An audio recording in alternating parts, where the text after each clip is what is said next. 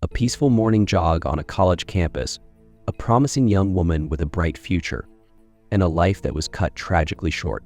It's a story that captured national attention, but not just for the reasons you'd expect.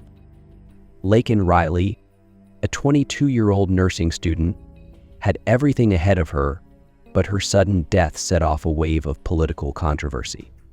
As a family mourns, the nation debates, and the search for justice continues, we're left with the question, how did a simple run turn into a nightmare? Today on Crime Zone, we're diving into the heartbreaking story of Laken Riley's murder, how it unfolded, the toll it took on her family, and the intense political firestorm that followed. Laken Riley wasn't just a face in the crowd. She was a standout student at Augusta University, known for her dedication to her nursing studies, her involvement in her sorority, and her unwavering faith in her church. She was a planner, a young woman who wrote down her goals and strived for excellence in everything she did. One of those goals was to work in a children's hospital, helping the youngest and most vulnerable patients. Her father, Jason Riley, would often hear about her ambitions during their phone calls. They were close, and he was incredibly proud of her. But on the morning of February 22nd, 2024, Jason Riley's world turned upside down. That day, Laken set out for a jog near the University of Georgia's intramural fields. She was an experienced runner, having competed in high school and even taken part in marathons. It was a routine run, something she had done countless times before. Only this time she didn't return. Her friends grew concerned when hours passed without any word from her, and soon the authorities were called. Their worst fears were realized when Laken's body was discovered in a wooded area on campus. She had suffered blunt force trauma, and investigators quickly determined that she had been the victim of a violent crime. The news sent shockwaves through the community. How could something like this happen to a young woman with so much promise in what was supposed to be a safe place? The investigation moved swiftly, and within days, police named a suspect, 24-year-old Jose Antonio Ibarra. Ibarra, a Venezuelan national who had entered the U.S. illegally in 2022, was living in Athens, Georgia, less than a mile from the university campus. He had a record that included previous run-ins with law enforcement, including charges of shoplifting and failing to appear in court. Security footage and other evidence linked him to the crime. But what made this tragedy even more shocking was the fact that the attack appeared random, a crime of opportunity with no clear motive. Laken's family and friends were left devastated. Her father, Jason, and her mother, Allison Phillips, who had divorced when Laken was young, struggled to process the enormity of their loss. But as they began to mourn, Laken's death took on a much larger significance. Almost immediately, her murder became a flashpoint in the national debate over immigration. The fact that Ibarra had entered the country illegally set off a political firestorm. Politicians, particularly those critical of the Biden administration's immigration policies, used Laken's death as an example of the dangers they believed came with lax border enforcement. Her name was mentioned in speeches, at campaign rallies, and even in a proposed immigration bill, the Laken Riley Act, which aimed to tighten the rules around undocumented immigrants who commit crimes. The political debate reached its peak during President Joe Biden's State of the Union address.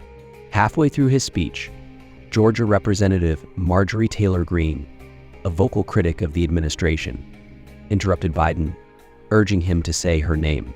In response, Biden held up a pin that Greene had given him, emblazoned with Laken's name. However, he mispronounced it as Laken Riley, prompting immediate reactions from all sides.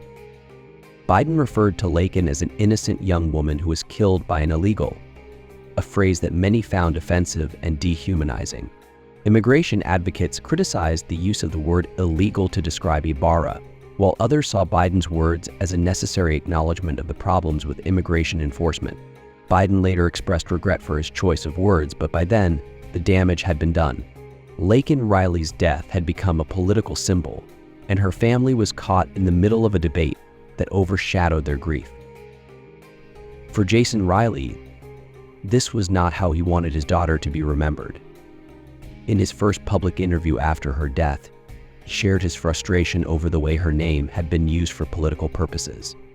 "It makes me angry," he said, choking back tears. "I feel like they're just using my daughter's name for that. And she was much better than that. She was an angel." While Jason supported discussions around immigration reform, he felt that the political exploitation of Laken's death was unfair, both to her memory and to their grieving family. The focus, he believed, should be on who Laken was as a person, a young woman full of potential, kindness, and dreams.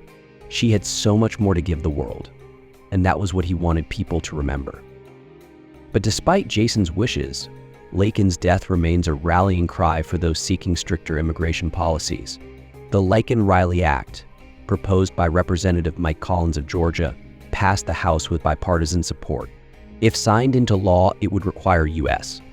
Immigration and Customs Enforcement, ICE, to detain undocumented immigrants who commit theft-related crimes like shoplifting, and allow state attorneys general to sue the Department of Homeland Security if perceived policy failures harm the state.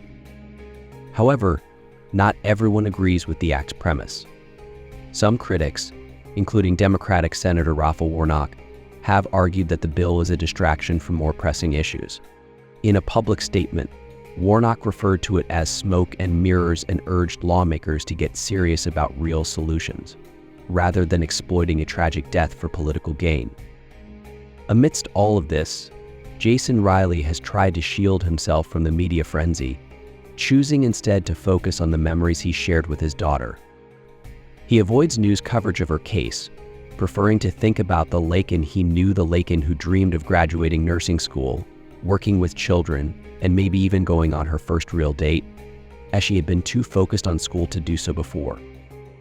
In the wake of her death, the University of Georgia has committed millions of dollars to enhancing campus security, including more police officers and emergency call boxes. Laken's family is also working to establish a scholarship fund in her name and a foundation to raise awareness about the safety of young women and the dangers they face.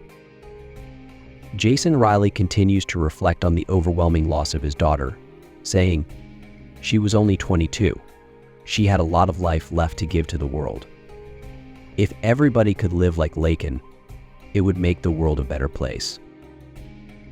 The tragic story of Laken Riley reminds us of how one life can impact so many.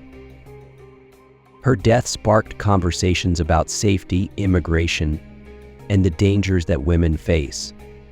But at its heart, it's a story of a young woman taken far too soon. Let's not forget the bright future she had ahead of her, and let's remember her for who she was: a daughter, a friend, and someone with dreams that never got the chance to come true. If you want to stay informed about stories like this, make sure to subscribe, and hit the notification bell so you never miss an episode. This is Crime Zone, where we tell the stories that need to be heard.